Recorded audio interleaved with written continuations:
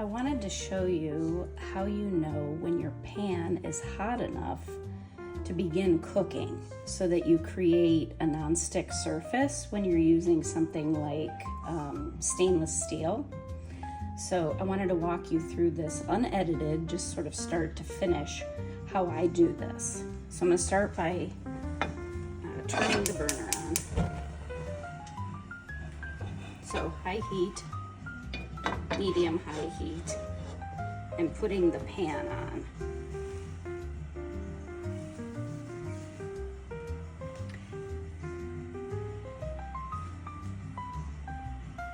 So generally speaking, this is the process that you want to use anytime you're trying to create a nonstick surface. I personally do not like to use nonstick pans because you just don't achieve the same kind of caramelization, which is the nice browning of the food, which adds a huge layer of flavor to it.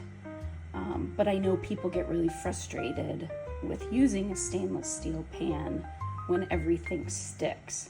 So the correct order for this is to fully heat the pan before adding the oil, and then heating the oil before you add your protein or your vegetables, whatever it is you're cooking. Eggs, could be anything.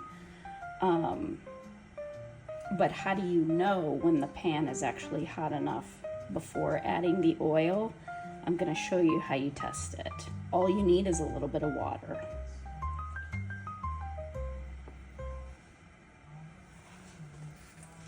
So what I can do is take a little bit of water and put it in the pan, and you can see how it sizzles and steams. That means the pan is not ready.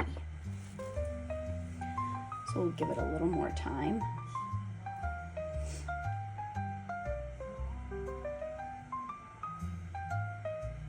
Once the pan is ready and you add your oil, because the pan is so hot, the oil will heat really quickly.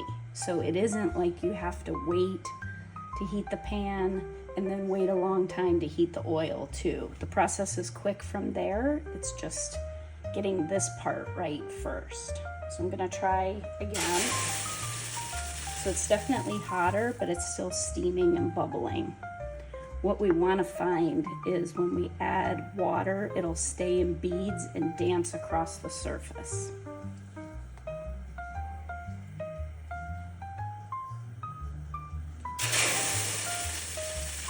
So we're starting to get some, I don't know if you saw that, a couple beads dancing, but the rest was steaming. So we'll give it a little more time. The way that I typically do this is I put the pan on to heat, and then I go to the fridge and start getting other things that I need for my cooking, so that I'm not just standing here watching it. So you see how the beads are dancing around? One more time.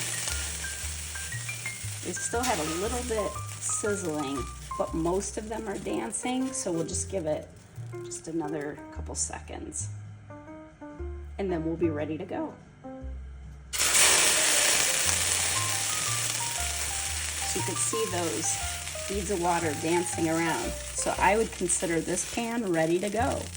So at this point, I'll proceed with my oil for what I'm cooking.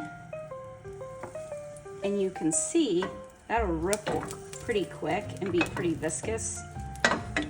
You can tell it's not thick. And now that it's coated that surface, it's ready to go. I hope that was helpful.